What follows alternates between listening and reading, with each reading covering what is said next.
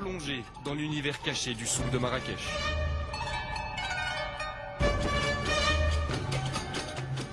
Depuis 10 ans, Sabrina Dakir vend par correspondance des babouches, des djellabas, des tuniques ou des bijoux à des clients français, belges et même canadiens.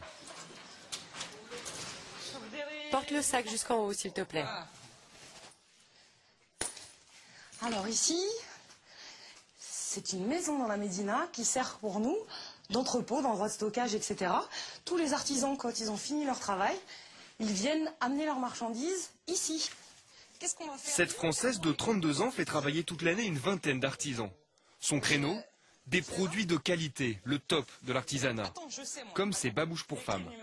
Ce qu'on va le mieux vendre chez nous, ce qui vraiment plaît beaucoup en ce moment, c'est ça. Alors ça se décline dans plein de couleurs. C'est une super chaussure. Et alors, elles aussi, elles ont été faites dans le souk? Ouais, ça a été fait chez un artisan Marrakchi. C'est vraiment le haut de gamme de ce qu'on peut faire dans la babouche. C'est-à-dire que là, on est sur un super cuir de vachette. La couleur, elle est magnifique, non? On est sur un super cuir de vachette, la finition toute cousue à la main. Et derrière, on est sur une grosse semelle en cuir, collée cousue. C'est un peu robuste au départ, par contre, c'est hyper solide. Ça, je peux l'acheter dans le souk? Va en trouver qui ressemble, mais la même chose, non.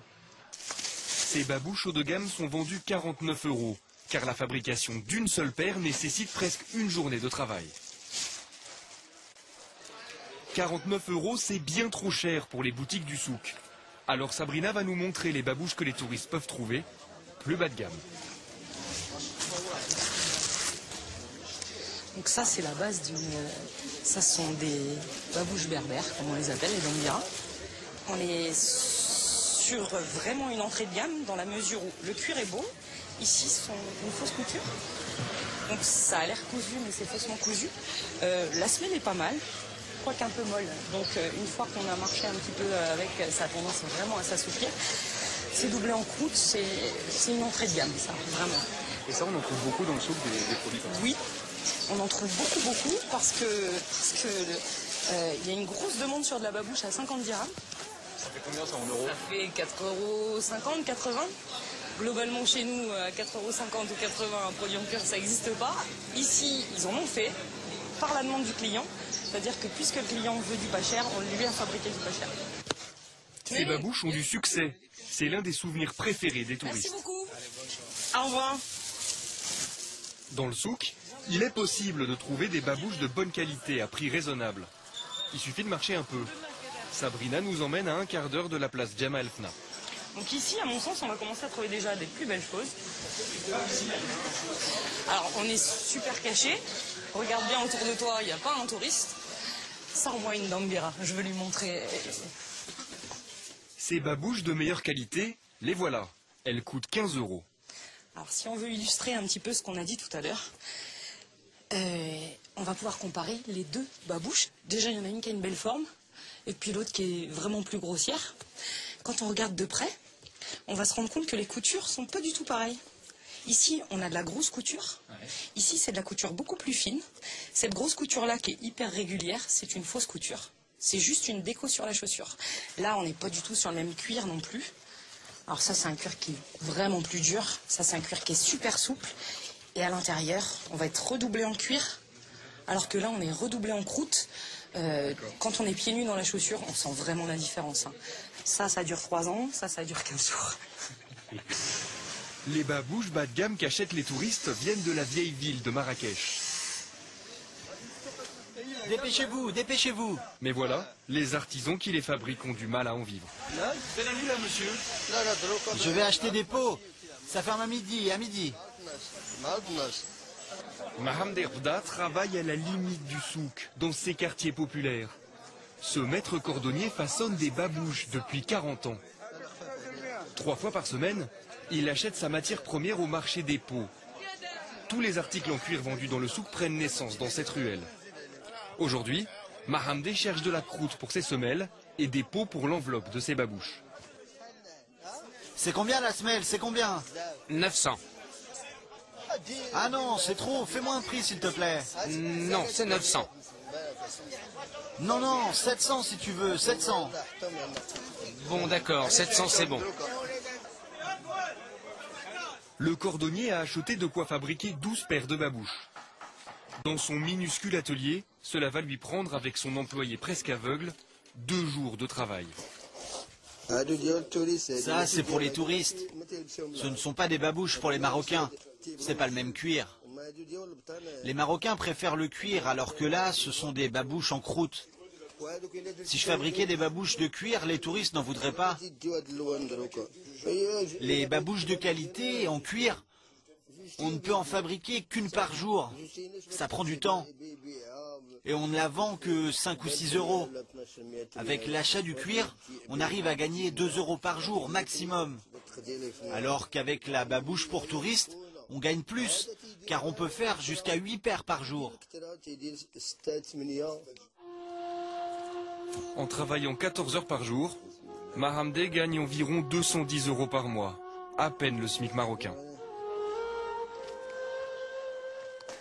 Les artisans qui exportent leurs produits s'en sortent beaucoup mieux. Allez, un peu de sport.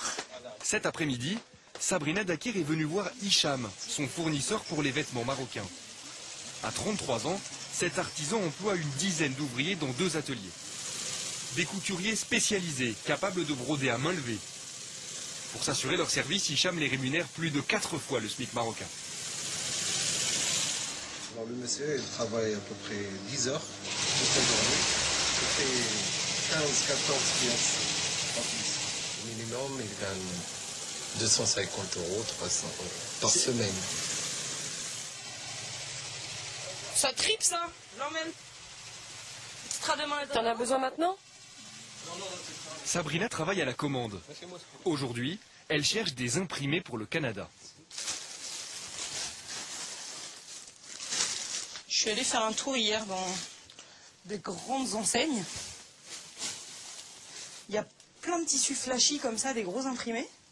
Là, c'est pour une cliente qui vient du Québec.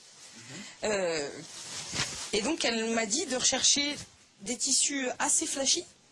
Et cette année, on est beaucoup dans le motif. Donc ça, c'est vraiment la tendance dans le tissu.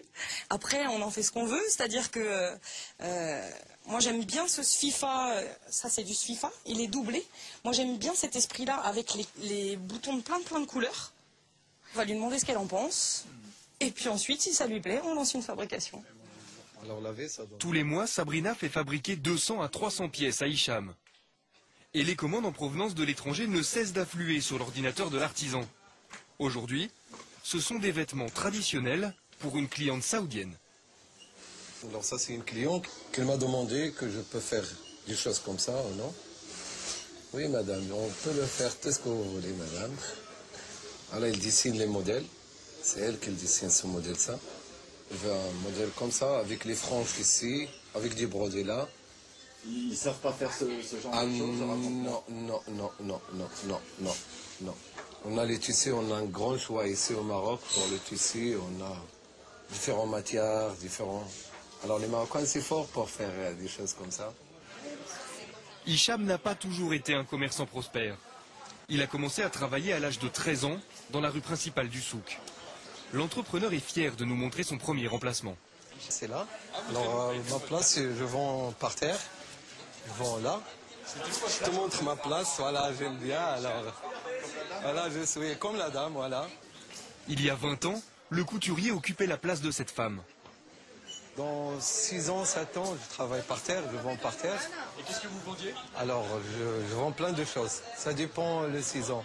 Alors, des fois, les babouches, des fois, les cafetons pour femmes, les cafetons aussi pour dehors de la maison.